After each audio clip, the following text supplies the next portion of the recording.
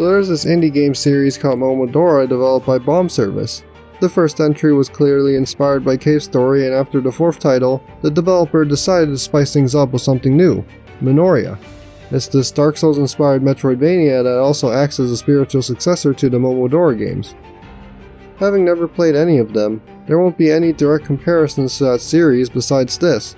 The most I can really comment on between them is the shaky transition from the gorgeous 2D pixel art of Momodora Reverie Under the Moonlight to Minoria's iffy 3D anime-inspired graphics. The game features your standard Metroidvania-style map, so expect the occasional backtracking as well as areas blocked off that require keys or power-ups. Minoria's level design is serviceable in its simplicity, but nothing in particular really stands out. Along with that, you have a basic level up system that boosts your stats up like in Symphony of the Night or Bloodstained Ritual of the Night. There's a strong Dark Souls influence that shows with incenses acting as items that replenish at save points. Building on that, the game slowly increases the amount of healing incenses over the span of the journey, similar to how you get more Estus as you progress through Dark Souls. It's also worth noting that enemies seem to deal more damage compared to most other Metroidvanias. Admittedly, this eventually doesn't really mean much due to how the game offsets this over time, which I'll explain a little later on. Fighting is a straightforward affair that focuses on close quarters combat.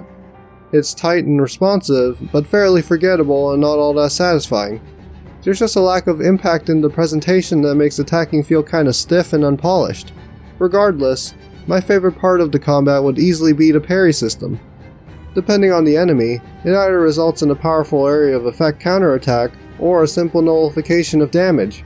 The timing is very forgiving, and when used properly, parrying is a satisfying mechanic to apply in the heat of combat.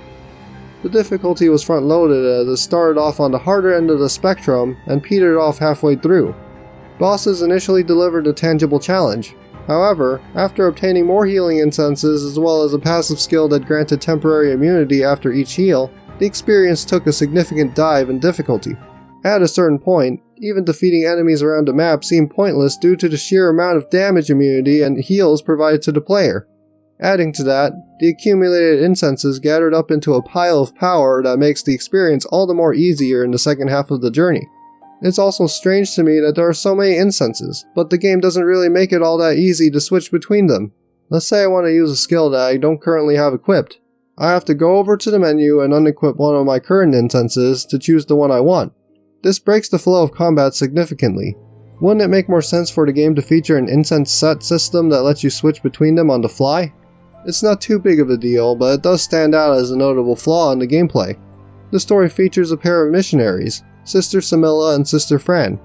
We play as the mostly silent Sister Samilla. As a result, Sister Fran keeps the story feeling emotionally involved as she often reacts to the events taking place. We can also see her thoughts while exploring the locales and meeting new characters. The story starts off with the simple rescuing of a princess and expands into a melancholic tale all about religious zealotry. To my delight, the story takes a morally complex approach that doubles as a harsh critique on religious fanaticism. Once again, Minoria shows its Dark Souls influence by slowly presenting its story and world in the form of items scattered throughout the map, but rather than relying on item descriptions, the game uses straight-up archives.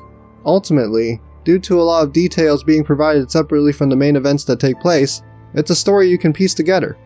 Admittedly, it certainly doesn't ever feel as obscure as Dark Souls, but its approach creates a narrative split that initially left me in the dark regarding character motives as I ignored the archives until the end of the game. These collectible archives paint a fuller picture of the world along with explanations to just what's going on.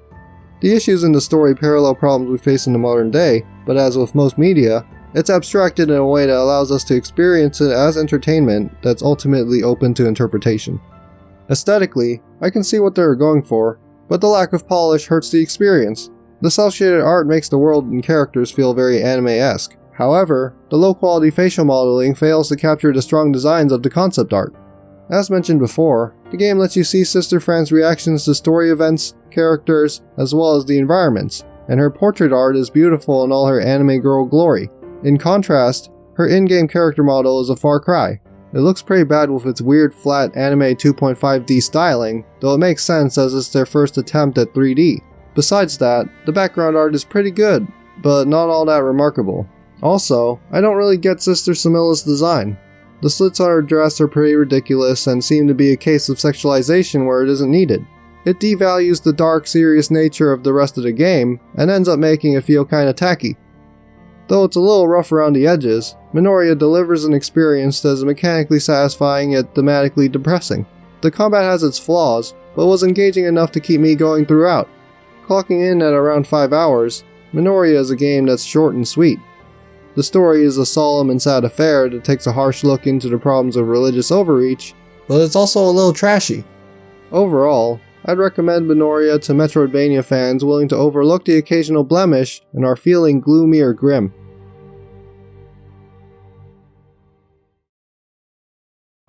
Thanks for watching the review. If you enjoyed it, please like the video and consider subscribing to my channel.